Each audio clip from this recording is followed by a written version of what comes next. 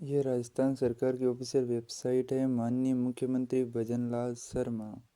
तो बजट के बारे में क्या नोटिफिकेशन आया है देखते हैं। 1 फरवरी 2025 को बजट के बारे में सूचना आई है। वर्ष 2047 तक विकसित भारत बनाने के बारे में निर्मला सीतारमण ने कहा है। विकसित भारत बनेगा, इसके लिए क्या क्या योजना निकाली गई है।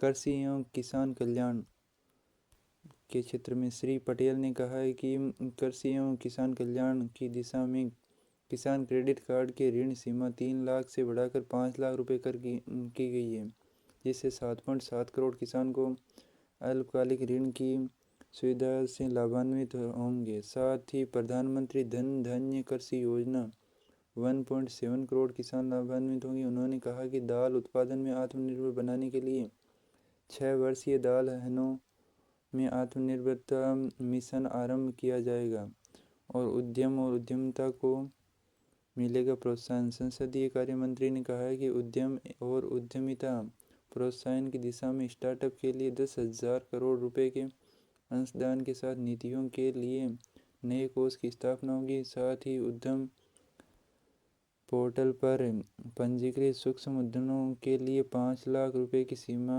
वाले विशेष अनुकूल क्रेडिट कार्ड शुरू किए जाएंगे।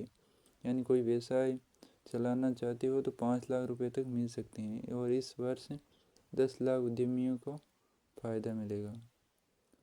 जल जीवन मिशन 2028। श्री पटेल ने कहा है कि हर घर नल से जल पहुंचाने के लिए जल जीवन मिशन में 100% कवरेज सुनिश्चित करने के लिए कुल परिवेश में इस मिशन का विस्तार 2028 तक किया गया है। सुदृढ़ शिक्षा एवं स्वास्थ्य ढांचा। इसके लिए क्या कर रहे हैं कि अगले 5 वर्षों में सरकारी स्कूलों में 50,000 अटल टिंकरिंग प्रयोगशालाएं स्थापित की जाएगी और साथ ही मेडिकल कॉलेजों और अस्पतालों में अगले 5 वर्षों में 75,000 सीटें और बढ़ाने का लक्ष्य दिया है और इस वर्ष से 10,000 सीटें अतिरिक्त बढ़ाई जाएगी। उन्होंने कहा कि अगले 3 वर्षों में सभी जिला अस्पतालों में डे केयर कैंसर केंद्र स्थापित किए जाएंगे और 12 लाख रुपए तक की आय पर कोई आयकर नहीं लगेगा।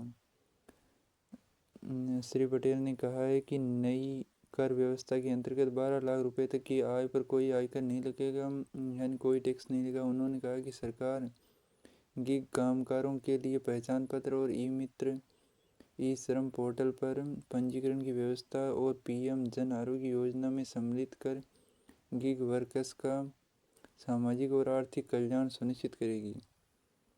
ये बात है भाई। तो मेन बात तो यही है कि 12 लाख रुपए के ऊपर टैक्स नहीं लगेगा। 5 लाख रुपए तक का आप क्या ले सकते हैं। लोन तो नहीं है, लोन का नहीं। स्टार्टअप के लिए फंड ले सकते हैं और किसानों के लिए लोन 3 लाख रुपए से 5 लाख रुपए कर दिया गया है। और देखते हैं गांव ढाणी योजना क्या है। चिकित्सा मंत्री, पीछे चलते हैं और पीछे चलते हैं। राजस्थान के विद्युत उत्पादन निगम के विद्युत ग्रहों का सर्वश्रेष्ठ प्रदर्शन। सर्वाधिक विद्युत उत्पादन हो रही है राजस्थान में। बजट से एनर्जी सेक्टर में होगा नई ऊर्जा का संचार। ये क्या बात हुई, देखते हैं। ऊर्जा मंत्री ने क्या कहा है कि ऊर्जा मंत्री ने कहा है कि केंद्र सरकार ने बजट के जरिए वितरण क्षेत्र में सुधार और प्रसारण क्षमता को सुदृढ़ बनाने की दिशा व्यक्त करते हुए राज्यों को सकल घरेलू उत्पाद के 0.5% तक की अतिरिक्त बोरिंग लिमिट की स्वीकृति दी है। इससे राज्य अधिक प्रतिबद्धता के साथ बेहतर वित्तीय प्रबंधन से पावर सेक्टर रिफॉर्म कर पाएंगे। इससे बिजली कंपनियों की क्षमता और वित्तीय स्थिति में सुधार होगा। अंततः इसका लाभ प्रदेश में करीब 1.5 करोड़ बिजली उत्पादकों को अच्छी गुणवत्ता की बिजली आपूर्ति के रूप में होगा।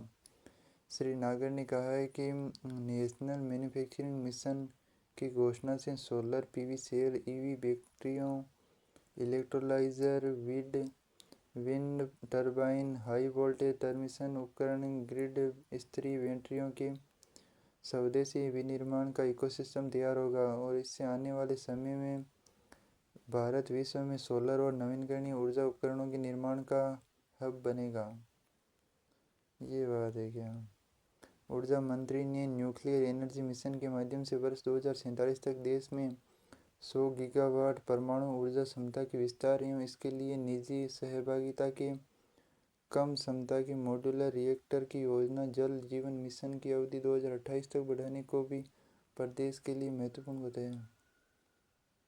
उन्होंने कहा कि बजट में 12 लाख रुपए तक की आय को टैक्स से छूट प्रदान करने का लाभ करदाता को होगा। वो तो बढ़िया है। तो ऐसे ही ऑफिशियल जानकारी प्राप्त करने के लिए हमारे चैनल को सब्सक्राइब कर सकते हैं। माननीय भजन लाल शर्मा, राजस्थान सरकार। ये क्या है? 15 जनवरी